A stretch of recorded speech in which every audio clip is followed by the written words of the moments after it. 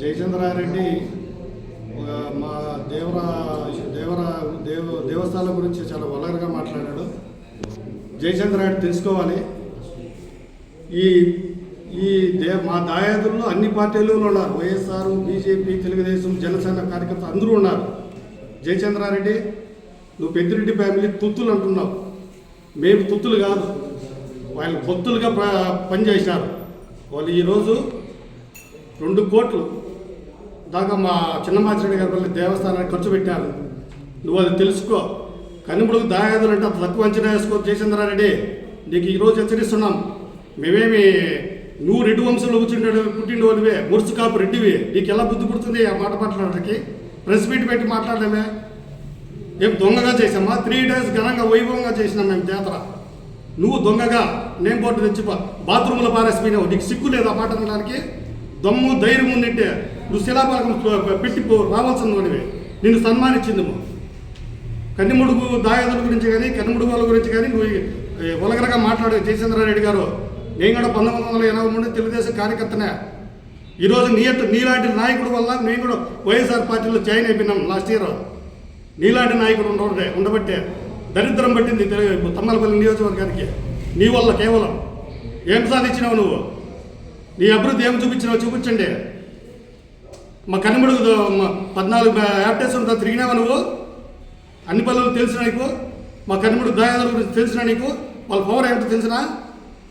మా కన్నిముడుగుల దాయాది బిడ్డ రాష్ట్రపతి దగ్గర అవార్డు తీసుకుని ఒకరోజు వచ్చి కలిసేదానికి కూడా సిగ్గులేదా నీకు? రాలేదే.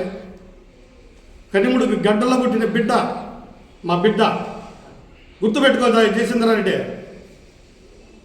మా దేవస్థానం జోలికి కానీ మా వీరభద్ర స్వామి గుడి జోలికి దాని అక్కడ టచ్ చేసేంత శక్తి కూడా నీకు లేదు. కబడ్దారుగా చెప్తాను. నువ్వు సారీ చెప్పండి. మా దాయాదులు సారీ చెప్పు. నువ్వు రెడ్డివే, మేము రెడ్డిమే. నీకేమైనా డౌట్స్ ఉంటారా? కన్నిముడుగు మా వీరభద్ర స్వామి గుడి దగ్గరికి రండి. నీకు ఇన్విటేషన్ ఇచ్చినాం.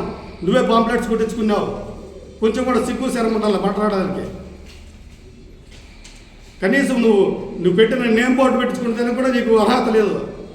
నువ్వు మా గుడి గురించి మాట్లాడేదానికి అర్హత లేదు నీకు.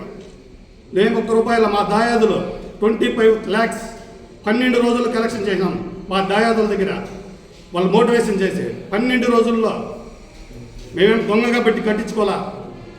నువ్వు దొంగ ధైర్యం అంటే నువ్వు మీ ప్రభుత్వం వచ్చింది ఆ రోజు ఆపిండవలసిండే.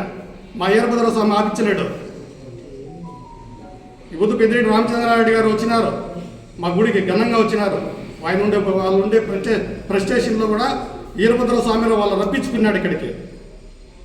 ఇది ప్రధానమైంది. వాళ్ళు ఉండే ప్రెస్టేషన్ ఎట్లుంది ఇప్పుడు తెలుసు కదా, అందరికీ తెలిసిన విషయం ఇది. మా వీరభద్ర స్వామి పెద్దిరెడ్డి రామచంద్రారెడ్డి అప్పను ద్వారకానాథరెడ్డిని రప్పించుకున్నారు. మీరు కష్టపడారు, మీరు మీ దేవుని ఆశీస్సులు తీసుకోవాలని. జయచంద్రారెడ్డి గారు, మీరు ఇంకా మాత్రం వలగరగా మాట్లాడడం మా దాయాదులకు ఖచ్చితంగా నువ్వు చెప్పి తీరాలి. లేదంటే మా కన్నిముడుగులోకి నువ్వు అడుగు పెట్టలేవు.